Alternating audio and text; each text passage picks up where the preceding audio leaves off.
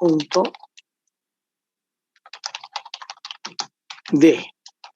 2 puntos. Habíamos dicho valores, ¿no? Hábitos, patrones de comportamiento, decíamos.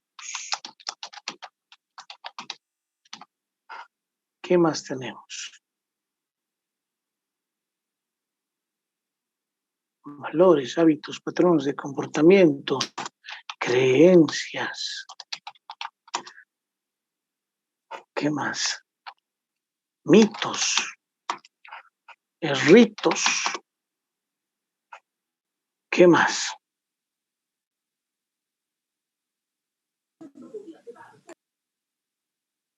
Tiene que ver entonces con lo que es en la cultura en un país, ¿no?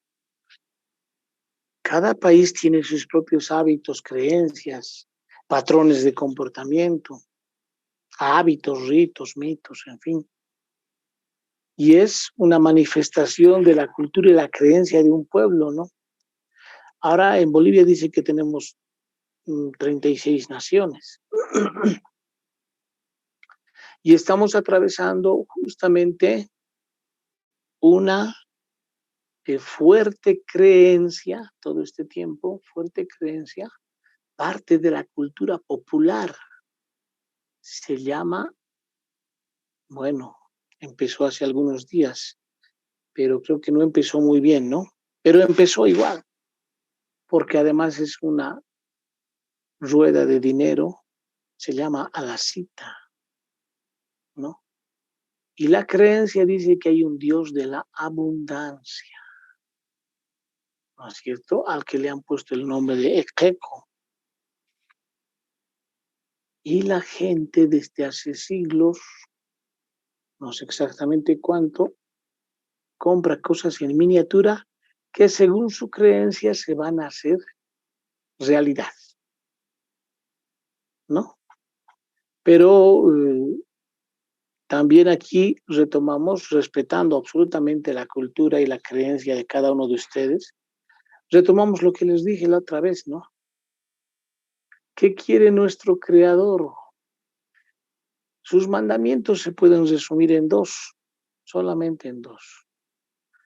Amarle a Él, amar a Dios con todo el alma y con toda la vida por sobre todas las cosas. Y el número 2 es amar al prójimo. Nuestro Creador, cuyo nombre que les he dicho es Jehová, o Yahvé, es muy celoso. Él manda que no se adore a ninguna otra imagen, santo, virgen, y así lo dice la Biblia. Sin embargo, con el correr de los siglos, los pueblos y su cultura y sus creencias y su ideología han hecho cosas como estas, ¿no? Idolatría. Pero no vamos a entrar en ese tema, simplemente les traigo a colación por lo que habíamos comentado. Entonces, cuando ustedes se van al Japón y terminan una cena a la que fueron invitados, un eructo fuerte significa que la cena ha sido muy rica, ¿no? Que estaba deliciosa. Imagínense. Aquí en nuestro medio, en estas latitudes latinoamericanas, hacemos algo de eso y por ahí nos sacan empujones de la cena, ¿no? Entonces la cultura tiene que ver con esto, con un conjunto de estos elementos que hemos puesto en pizarra que hacen a una nación y en pequeñito a una organización. Yo he conocido 2 empresas aquí en Bolivia, privadas, no públicas, las cuales tienen su himno, el himno a la empresa, y lo cantan todos los lunes a las 8 de la mañana, izan su bandera, tienen su bandera y tienen su himno. ¿Qué es eso? Es parte de su cultura, parte de la cultura de esa corporación. ¿Por qué otras no tienen lo mismo? No lo sé. tal vez no han creado ese valor organizacional y no tienen esos patrones de comportamiento. Pero así como puede haber himno, puede haber bandera, puede ser que en las organizaciones X todos los martes de carnaval vayan a chayar porque es parte de su creencia. Como que se da, ¿no? Como que se da en nuestro país. Imagínense cuántos países hay a nivel del mundo, cuántas creencias, cuántos mitos y ritos tendrán, hasta satánicos, ¿no? En fin, entonces a eso se refiere Mintzberg cuando habla de las 6 partes de la organización, ¿no? Núcleo de operaciones, ápice estratégico.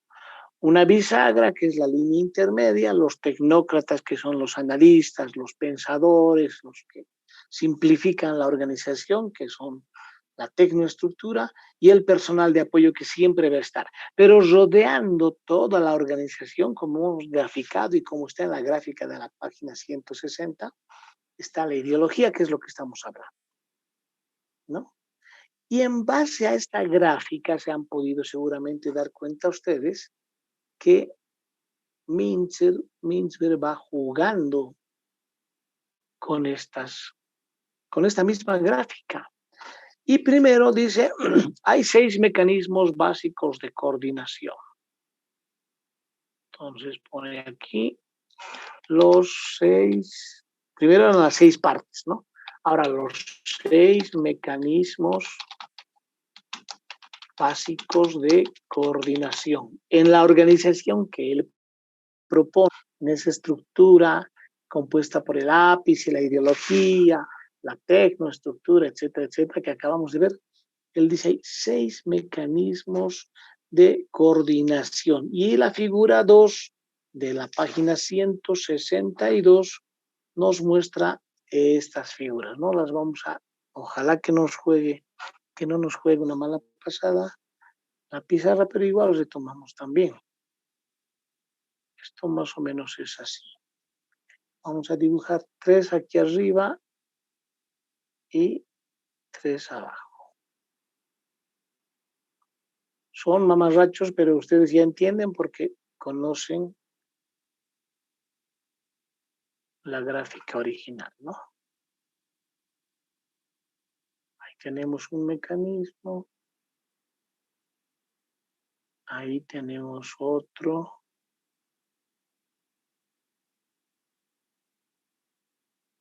Aquí está el tercero.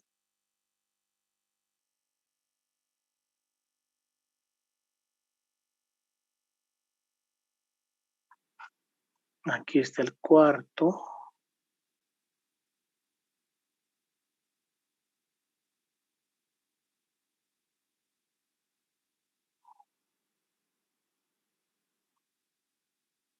Aquí está el quinto.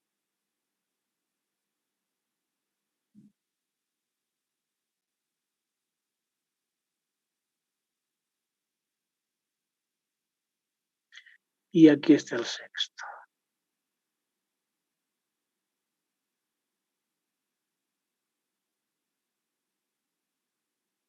Al primer mecanismo de coordinación le llama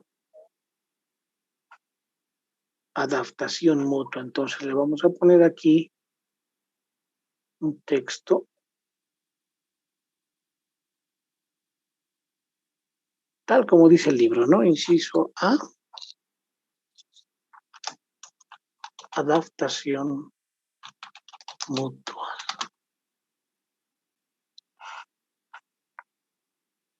Adaptación mutua. Y aquí dibuja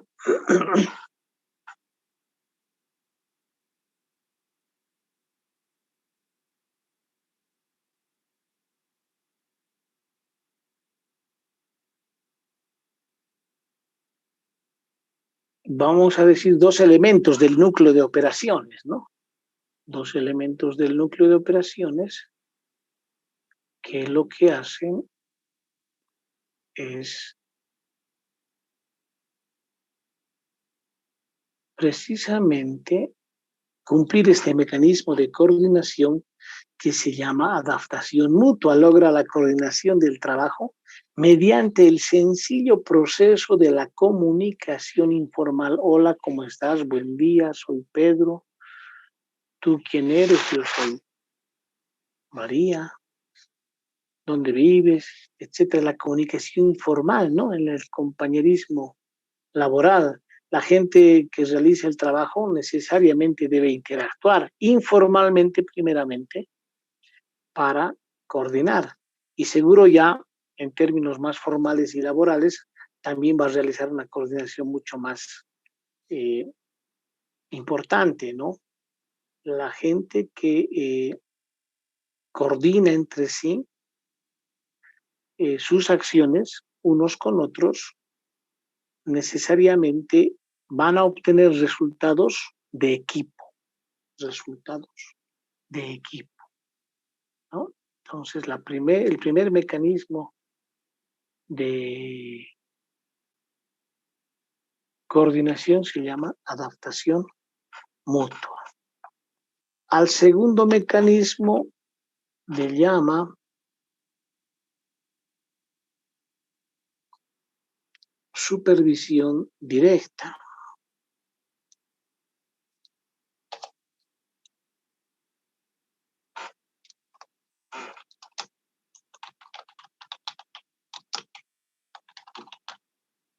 Supervisión directa. Y grafica bajo la misma lógica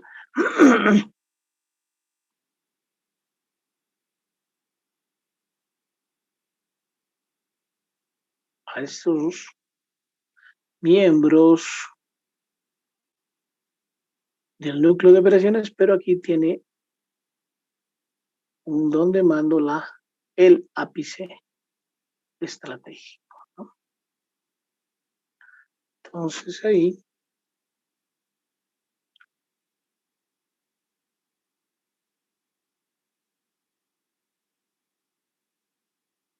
estamos gráficamente viendo lo que es la supervisión directa, ¿no? Es aquella en la que una persona coordina dando instrucciones a otros. Por lo general surge cuando un cierto número de personas tienen que trabajar juntas. Vale decir que si fuesen 15 personas en una canoa de guerra, dice el autor, no pueden coordinarse mediante la adaptación mutua. Necesitan un líder que mediante instrucciones coordine su trabajo. No sé si han visto en esos barcos antiguos, hay una persona que va golpeando y va marcando el ritmo de quienes reman, ¿no? Y mientras más pegaditos sean los golpes, los miembros del equipo que rema van remando cada vez más rápido, ¿no? Entonces, así como el ejemplo que pone Mintzberg, en la organización se precisa que siempre haya supervisores. Si bien la relación debe ser siempre horizontal en todos los equipos de trabajo, necesitamos, sin embargo, un líder que dé instrucciones, coordine y ordene a que tal o cual persona cumpla tales o cuales instrucciones, ¿no? Un tercer mecanismo que muestra Mintzberg se llama, vamos a poner aquí, inciso C, la estandarización del trabajo.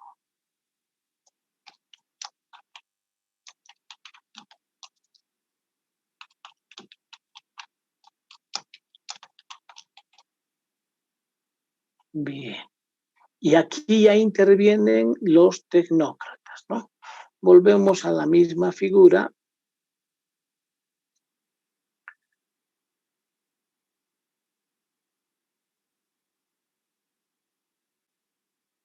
Pero las instrucciones ya parten de la tecnoestructura.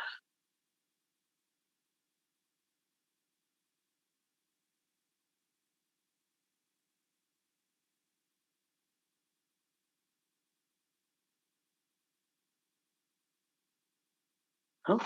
Entonces los analistas, los técnicos, los especialistas en organización, en diseño, en tecnologías, en comunicación, estandarizan el trabajo. ¿Mediante qué estandarizan? ¿Quién me puede decir? ¿Mediante qué estandarizan?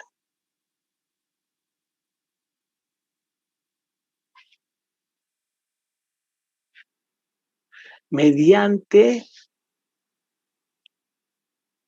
instrumentos normativos, como por ejemplo, ¿qué? Manuales. En el manual de procedimientos, por ejemplo, se está estandarizando un proceso organizacional, ¿no? También en el manual de funciones se está estandarizando el trabajo del ocupante de cada puesto, por ejemplo. A eso se refiere. Luego viene la estandarización de los resultados. Esta gráfica que nos ha salido muy fea, vamos a tratar de... Aquí tenemos nuevamente a los dos ejemplos.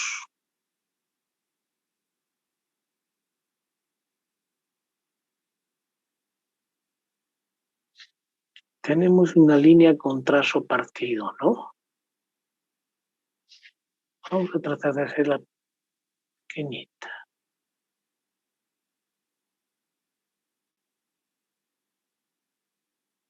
Una línea con trazo partido.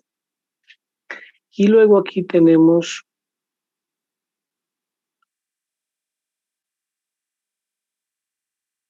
a alguien también en la tecnoestructura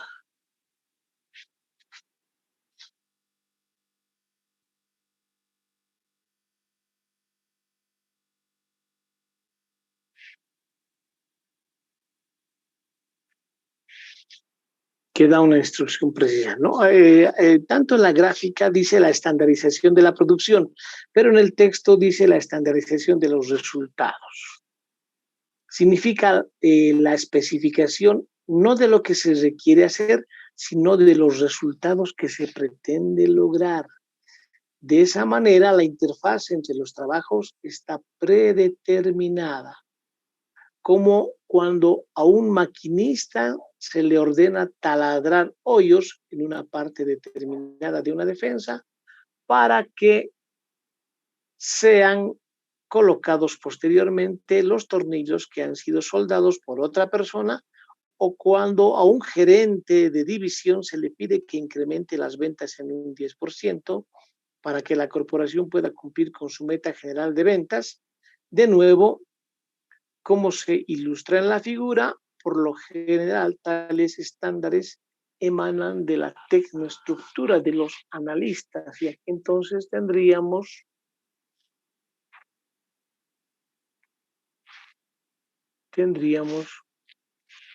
incisos de la estandarización de los resultados, ¿no?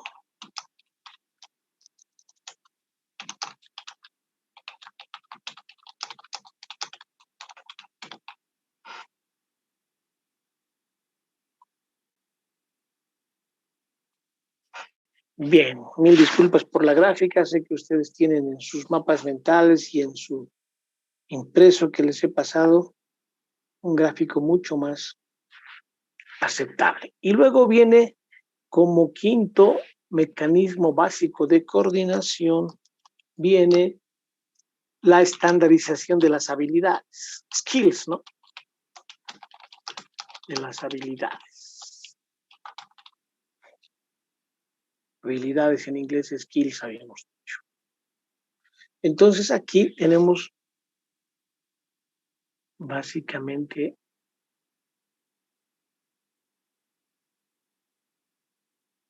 a este núcleo de operaciones como ejemplo.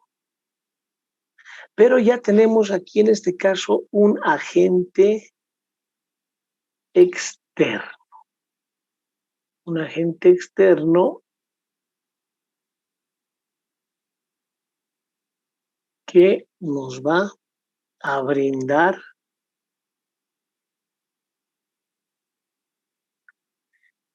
en este caso sería capacitación, ¿no? Capacitación y entrenamiento. Normalmente, ¿quién lo hace? Empresas, centros, institutos, universidades que capacitan a las personas, a los trabajadores de una determinada organización, ¿no? Entonces, en la estandarización de las habilidades, al igual que la de los conocimientos, es otra forma, aunque no muy rigurosa, de lograr la coordinación. Aquí lo que se estandariza es el trabajador, más que el trabajo o los resultados, ¿no? Entonces, el trabajador o la trabajadora adquieren conocimientos y habilidades para que en forma subsecuente las apliquen en el trabajo. Entonces, la capacitación debe ser, dependiendo del tipo de organización, in situ, puede ser en el sitio de trabajo, o también puede ser una capacitación en aulas externas, fuera de la oficina, pero que los resultados se vean y se plasmen en la organización. Y finalmente tenemos F,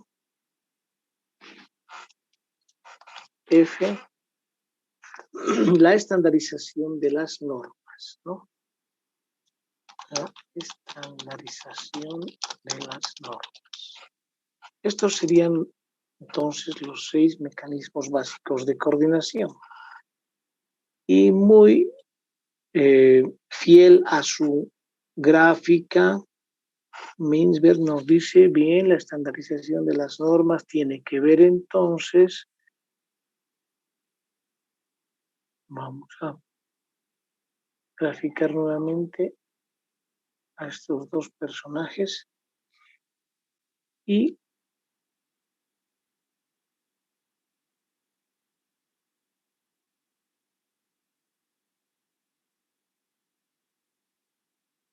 estas flechitas están significando que hay una fuerte presión por la ideología, ¿no es cierto?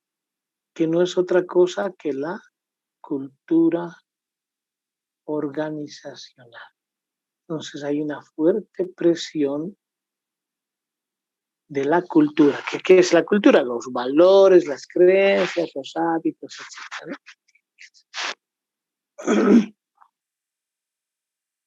Esta estandarización de las normas, nos dice Mintzberg, significa que los trabajadores comparten una serie de creencias comunes que decíamos en el esquema de las 7 S, shared values, valores compartidos. Por lo tanto, logran coordinarse a partir de este hecho, tal como se está viendo en esta figura.